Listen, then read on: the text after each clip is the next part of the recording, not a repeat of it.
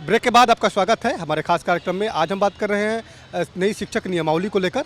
और नई शिक्षक नियमावली को लेकर तमाम जो अभ्यर्थी संघ है वे लोग विरोध कर रहे हैं, लेकिन कई पॉलिटिकल पार्टी से जुड़े लोग भी हैं और वे लोग अभिभावक भी हैं। अपने बच्चों का कहने कि वो एडमिशन, ये बताइए कि क्या लगता है जो शिक्षक नियमावली नया आया है, जो बीपीएससी से परीक्षा कराने की बात है, जो बहाली होगी बीपीएससी से बहाली होगी, लगता है कि इस कदम से क्वालिटी एजुकेशन होगा, बेहतर होगा? देखिए, ये बहुत अच्छा निर्णय है सरकार का। और देखिए, बीपीएससी के थ्रू होगा तो उसमें कोई सारा चीज़ क्लियर रहेगा। ये नहीं है कि मतलब जिसमें होता है कि लोग ये कर लिया वो कर लिया। तो बीपीएससी के थ्रू, बीपीएससी एक संस्था है, बड़ी संस्था है बिहार में, सारे उसमें अधिकारी का उसमें सिलेक्शन होता है, उसमें मेरिट पे होता है, तो उसमें कहीं कोई दिक्कत नहीं। और ये बहुत अच्छा पहल है हमारी सरकार की। लगातार जो अभ्यर्थी संघ है जो काफ़ी दिनों से इंतजार कर रहे थे, वे लोग नाराज़ हैं, वे लोग अपना प्रदर्शन कर रहे हैं, लगातार कह रहे हैं कि सरकार ने हमारे साथ धोखा किया है। अगर वो बहाली करनी ही थी तो जो 80,000 जो थे उसके बाद वो बीपीएससी से बहाली करती। देखिए, इसमें तो नियमावली बनी होगी और किस तरह से हो रहा है उसमें तो सरकार का ये है। और इसमें तो भाई सबको आगे आके करना चाहिए। इसमें एग्ज़ाम होगा, सब लोग मेरिट, जिसमें जो मेरिट होगा वो आगे बढ़ेंगे। इसमें बस यही है। इसमें अब कोई उसके लिए प्रदर्शन करे भाई, उसके लिए अलग बात है। आपको लगता है कि महागठबंधन की सरकार का जो फैसला है ये अब बेहतर साबित होगा, बिहार में क्वालिटी एजुकेशन जो है वो हो पाए? देखिए, सबसे अच्छा जो हमारी सरकार की पहली प्राथमिकता शिक्षा है। और उसमें एकदम, इसमें बीपीएससी के थ्रू, आपको मैं बार बार बोल रहा हूँ कि बीपीएससी एक ऐसा संस्था है जहाँ पे क्वालिटी के लोगों को होता है, ये नहीं कि कैसे भी हो जाता है। पहले प्रश्न पत्र लीक हुआ था तो बीपीएससी में हुआ था, आपको याद होगा। अब देखिए, अब वो सब चीज़ क्या उस पर बात किया जाए, उसमें क्या है नहीं है। लेकिन अभी जो है हमारी सरकार एकदम अच्छे से काम कर रही है और एकदम मजबूती के साथ और ईमानदारी के साथ और पैसा के साथ काम हो रही है। आपको लगता है कि इससे क्वालिटी होगा? एकदम होगा, बेहतर होगा और आप देखिएगा बहुत अच्छा होगा। ये बताइए कि जो नई बहाली की प्रक्रिया जो सरकार ने अब शुरू की है कि बीपीएससी से बहाली होगी टीचरों की, लगता है इससे क्वालिटी? आज के पहले लालू जी के समय बीपीएससी के द्वारा ही शिक्षकों की बहाली की जाती थी। और वो जो आज भी जो पढ़ाई हो रही है, लालू जी के द्वारा नियुक्त शिक्षक आज पढ़ा रहे हैं। उसके बाद की शिक्षा क्वालिटी में जो हुआ, ये पूरी दुनिया जान रही है, पूरे बिहार के लोग जान रहे हैं कि किस प्रकार से शिक्षकों की नियुक्ति की गई है और किस प्रकार से शिक्षकों की पढ़ाई, बच्चों की पढ़ाई शिक्षक के द्वारा करवाई जा रही थी। तो शिक्षक का जो ये नई नियमावली है, ये नई नियमावली नहीं है, ये पुरानी नियमावली है। ये लालू जी के समय की नियमावली है। इससे क्या होगा कि अब आपको शिक्षक पढ़ाने वाले मिलेंगे और बच्चे पढ़ने वाले मिलेंगे। ये नहीं कोई कहेगा जा कर कि आप चल जाइएगा स्कूल में तो ये नहीं कहिएगा कि A4 क्या होता है, B4 क्या होता है, शिक्षक को मालूम नहीं था। तो देखिए, ये सिर्फ मान लिया कि हम शिक्षक को बहाल कर दें, वो शिक्षक जा कर बैठ कर के होंगे शूटर भी ने, ये क्वालिटी नहीं है। ये हमारी शिक्षा मंत्री का जो निर्णय है, ये शिक्षा सुधार की दिशा में एक महत्वपूर्ण कदम है।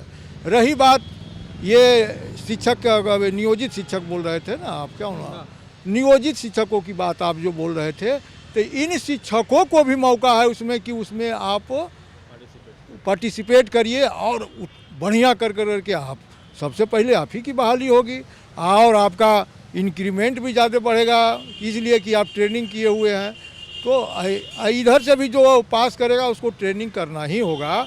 लेकिन अगर वो लोग विरोध सिर्फ इसलिए कर रहे हैं कि ऐसे ही हमारा बहाली हो जाए, तो ये माने इस समाज के लिए, इस राज्य के लिए अच्छी नहीं है। इस राज्य के लिए जो नीतीश जी और तेजस्वी जी की जोड़ी ने जिस प्रकार शिक्षा मंत्री के नेतृत्व में आगे बढ़ा रहे हैं, मुझे उम्मीद है कि शिक्षा की क्वालिटी और क्वांटिटी दोनों में सुधार होगा। और नीतीश जी से भी यह मेरा आग्रह होगा कि स्कूल का भी गुणवत्ता सुधारे और दिल्ली की तर्ज पर जो एजुकेशन है वो लागू करे, जिससे लगे कि हाँ, राज्य का, बिहार का एजुकेशन एक मॉडल एजुकेशन हो।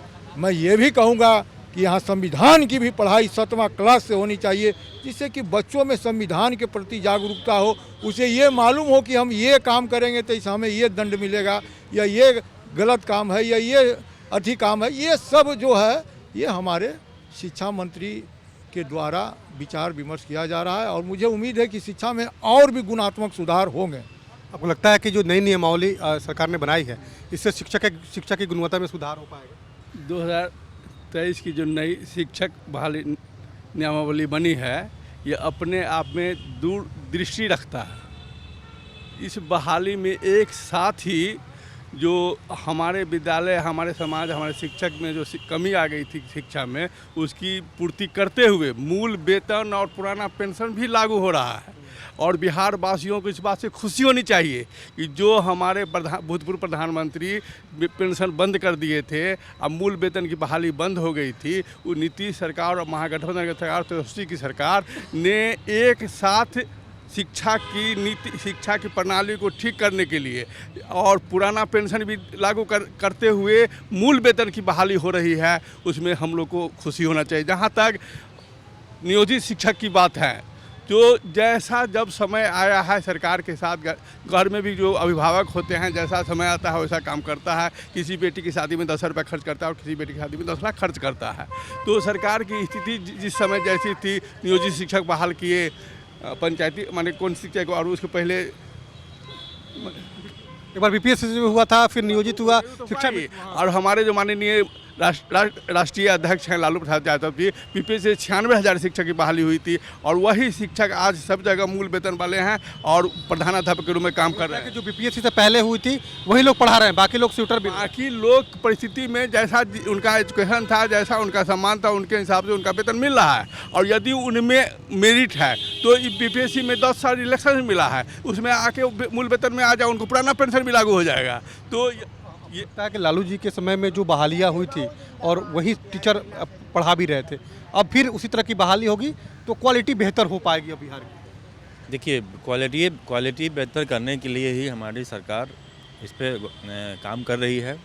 इसीलिए बीपीएससी के थ्रू बार बार किया जा रहा है, ताकि भाई सबके जो क्वालिटी चुन के निखर के बाहर आए और बच्चों को पढ़ाए और बच्चों का भविष्य को उज्जवल बनाए।